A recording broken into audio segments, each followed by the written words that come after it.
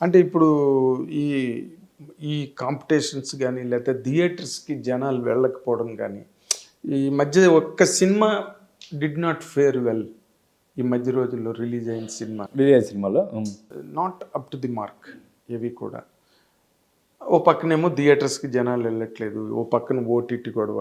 నువ్వు ఇంక ఓటీటీ గురించి ఒక స్టేట్మెంట్ కూడా ఇచ్చావు, మొన్న ఏదో నేను చదివాను. ఈ థియేటర్కల్ విండో అన్నది బాగా డెవలప్ అవ్వాలి, లేకపోతే tomorrow they will dictate terms to us అని.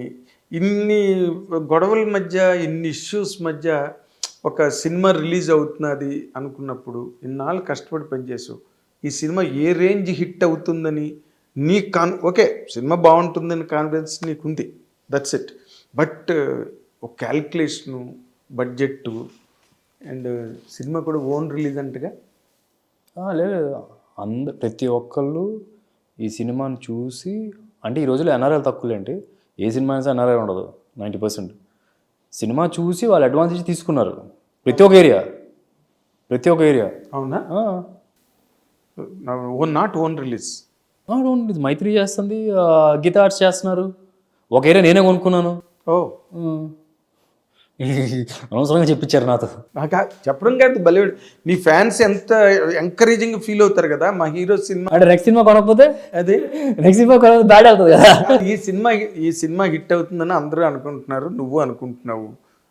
సినిమా 100% హిట్ అయ్యే లక్షణం. ఈ సినిమాకి పాస్ సార్. ఈ సినిమా నేను కొనకపోయినా హిట్ పక్కన పెడదాం. అవునా? నెక్స్ట్ సినిమాకి ఒకవేళ హీరో గారు కొనలేదు అంటే ఇది బాగాలేదేమో అని కొనకూడదేమో అనుకుంటారేమో. అంటే అదే హీరో కొనలేదు కాబట్టి ఈ సినిమా బాగుండి ఉండదురా అని అనుకోవచ్చు. అదొక ప్రాబ్లం మరి. అదేలే.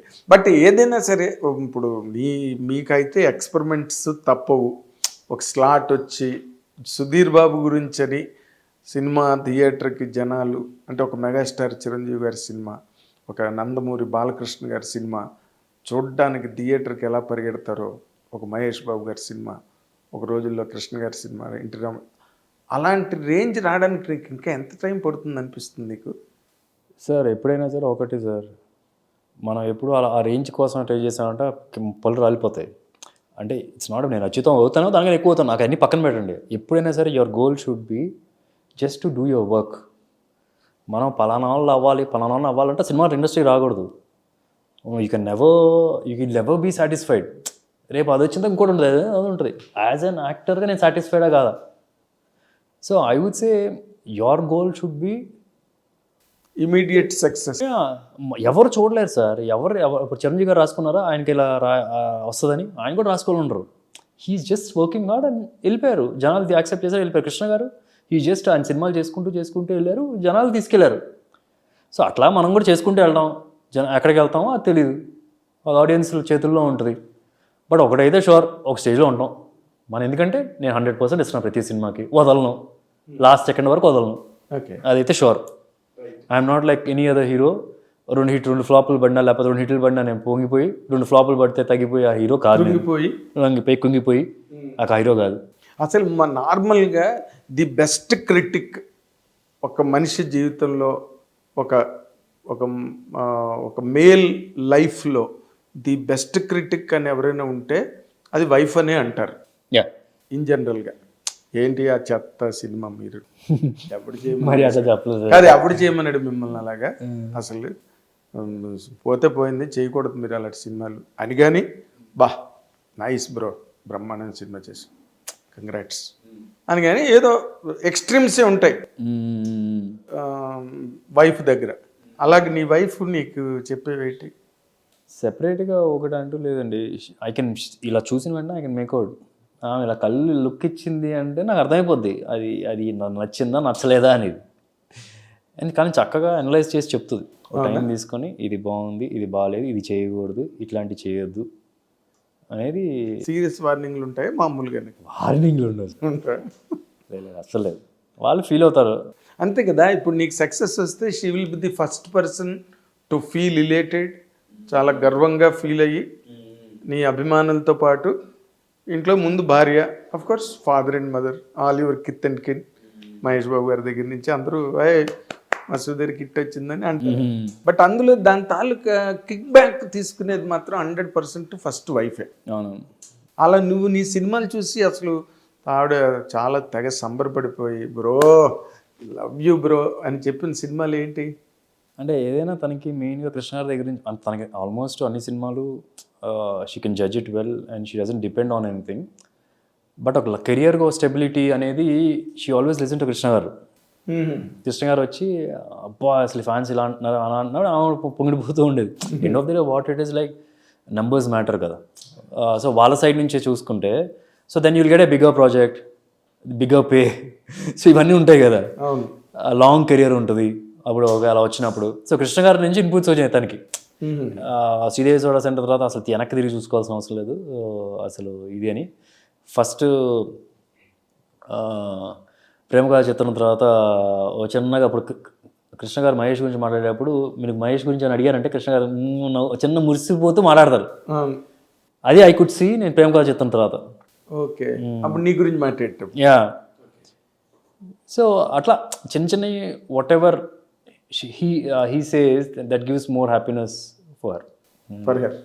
అండ్ ఇందాక ఆ అమ్మాయి గురించి మీకు చెప్తున్నారు కదా, I want to mention this also.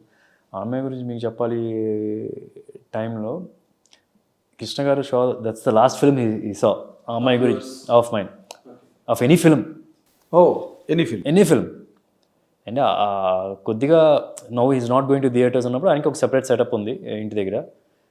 So ఆయనే చెప్పారు ఈ సినిమా నేను చూస్తానని. సో ఆయన చెప్పినప్పుడు వేసింది ఇది చూసి మీద నచ్చింది, నన్ను పిలిపిస్తే నేను వచ్చి కూర్చొని ఆయనతో పాటు లంచ్ చేసి డైరెక్టర్ ఫోన్ చేసి మాట్లాడి. సో నెక్స్ట్ వచ్చే సినిమాలు కొన్ని ఆయన అడిగారు కూడా, అడుగుతూ ఉంటాం ఇంట్లో కూడా అందరూ ఈ సినిమా వస్తుందా వేయాలా అని. ఆయన వద్దొద్దు నేను సుధీర్ బాబు మహేష్ బాబు సినిమాలే చూస్తా అన్నారు. గ్రేట్. నేను అప్పుడు ఇంటికి వచ్చినప్పుడు ఇలా చెప్తున్నప్పుడు ఇంటికి వచ్చిన తర్వాత ఇంట్లో వైఫ్ చెప్తుంది ఏంటి ఇలా అన్నారు నిజంగా అన్నారా అంటే అరే ఇలాగే అన్నారు ఎగ్జాక్ట్గా అని చెప్పి చెప్పడం.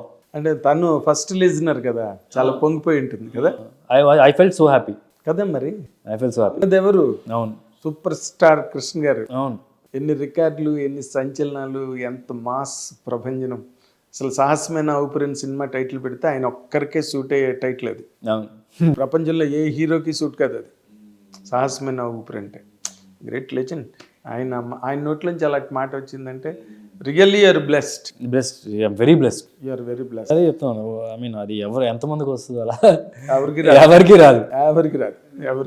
అంటే తపస్సు చేసినా రాదు, ఏదో మనకి ఎక్కడో రాసి పెట్టింది. తలకిందలు తపస్సు చేసినా రాదు. కృష్ణ గారు కూడా అందరినీ అనరు కదా. అవును. ఇప్పుడు నువ్వెంత చుట్టమైనా, నువ్వెంత బంధువు అయినా, నువ్వెంత ఓన్ కీర్తి అయినా ఆయన ఆయన సినిమాకి చెప్పరు. ఆయన అందరికన్నా ముందు చెప్పేది ఆయనే ఆ సినిమా పోయిందని. మాకెన్నో experience. So that way you're very blessed. నార్మల్గా టు కన్క్లూడ్ దిస్ ఇంటర్వ్యూ, ప్రతి హీరోకి నేను ఇలాగైతే కంఫర్టబుల్గా ఉంటా, ఇలా అయితే నేను బాగా జనాలకి ఎక్కుతా, ఇలా అయితే నా లాంగ్విటీ నా డ్యూరబిలిటీ ఎక్కువ ఉంటుంది అని ఏదో ఒక చిన్న జడ్జిమెంటో లేకపోతే ఒక సిక్స్త్ సెన్సో ఒక ఇంట్యూషనో నడిపిస్తుంది మీ యాక్టర్స్ని ఇన్ జనరల్గా. నీకేమనిపిస్తుంది ఈ గురించి?